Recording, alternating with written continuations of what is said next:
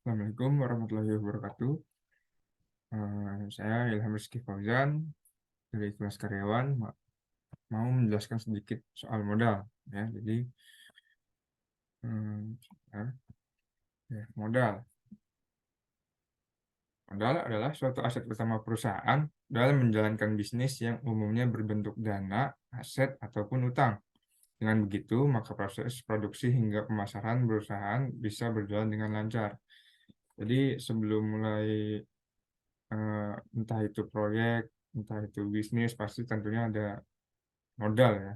Modal buat bahan, modal buat eh, transportasi, modal buat, masih banyak lagi. Jadi modal itu salah satu hal yang penting dalam suatu proses produksi. Terus ada juga modal, ada jenis-jenisnya ya. Ini ada jenis modal berdasarkan pemilik atau fungsinya. Pertama ada modal perseorangan, yaitu sejumlah modal yang dimiliki oleh seseorang untuk memberikan keuntungan bagi si pemilik serta mempermudah beragam kegiatan usaha, misalnya saham, deposito, gedung, maupun kendaraan. Nah, ini eh, jadi modal perseorangan itu yang keluar dari diri sendiri ya, dari modal satu orang misalkan ya. Jadi kayak misalkan eh, ada kita punya, misalkan saya punya ini nih, apa, usaha catering. Nah, modal saya kios. Nah, buat melakukan proses produksi catering tersebut. Nah, itu sudah termasuk modal perseorangan ya. Kemudian ada juga modal sosial.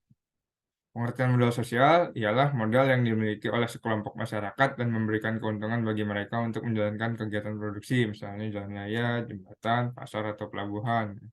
Jadi misalkan saya punya usaha, saya modal bahan saja, lalu saya berjualan di pasar. Itu bahannya memang modal perseorangan, cuman untuk tempat usahanya itu saya menggunakan modal sosial seperti itu. Terus ada juga berdasarkan sumbernya di sini. Modal internal. Itu modal ini bersumber dari dana seseorang atau suatu perusahaan yang bersangkutan. Selain saham, modal tersebut dapat berupa dari gedung, kendaraan, maupun laba yang kembali digunakan untuk keperluan investasi. Namun jenis modal yang satu ini kurang cocok untuk mengembangkan suatu usaha, sebab modal internal juga mengalami peningkatan serta jumlah yang cukup terbatas. Jadi modal internal ini ya modal yang berasal dari eh, perusahaan atau usaha yang bersangkutan dengan suatu usaha tersebut ya. Jadi kemudian ada modal eksternal. Modal jenis ini bersumber dari dana para kreditur maupun pemegang saham yang ikut terlibat dalam perusahaan. Secara sederhananya, modal eksternal itu tidak bersumber dari dalam perusahaan. Fungsi modal eksternal adalah untuk menutupi kekurangan modal internal yang terbatas, misalnya utang dagang, pinjaman koperasi, pinjaman bank, investor, dan lain-lain. Nah, eksternal ini yang di luar lingkup perusahaan ya. Jadi kan di sini terlihat tadi yang di modal internal itu eh, jenis modal ini kurang cocok untuk mengembangkan suatu usaha sebab modal internal jarang mengalami peningkatan serta jumlahnya yang cukup terbatas. Nah, karena modal internal ini terbatas, biasanya perusahaan itu mengambil modal eksternal untuk menghandle semuanya. Bisa dari pinjaman bank, investor, pinjaman koperasi, dan masih banyak lagi. Terus ada juga berdasarkan sifatnya. Itu yang pertama modal tetap. Modal tetap atau fixed capital ialah jenis modal yang dapat dipergunakan untuk proses produksi hingga berkali-kali. Jangka waktu penggunaannya pun terbilang cukup lama. Nah, ya jadi di sini modal tetap tuh misalkan ada suatu perusahaan dia membeli mesin, membeli gedung, membeli alat angkut barang, forklift itu termasuk dalam modal tetap karena penggunaannya digunakan secara berkali-kali.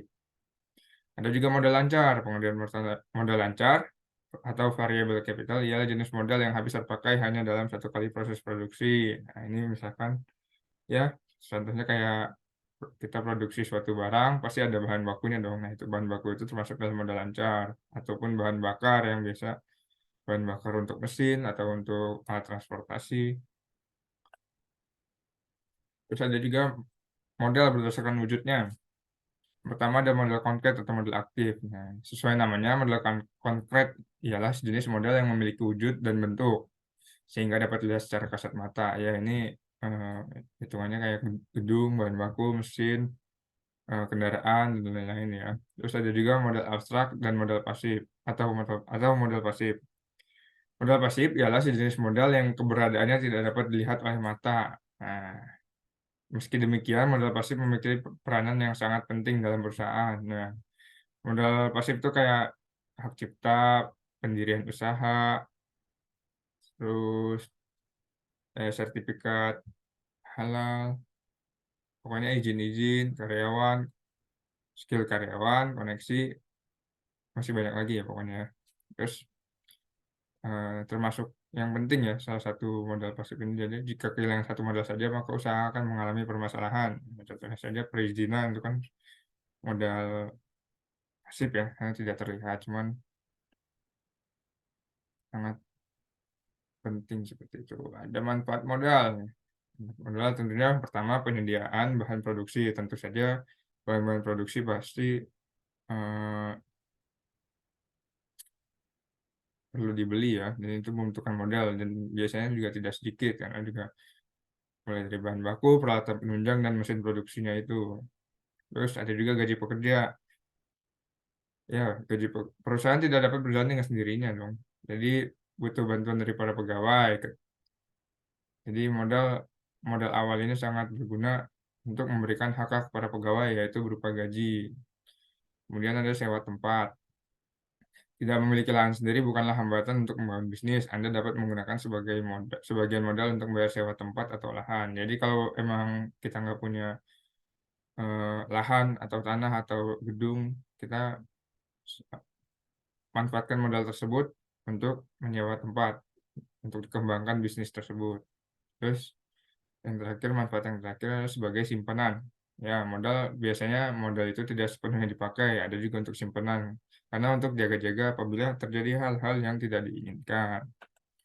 Mungkin sekian dari saya presentasi mengenai materi modal ini. Mohon maaf apabila ada kekurangannya. Assalamualaikum warahmatullahi wabarakatuh.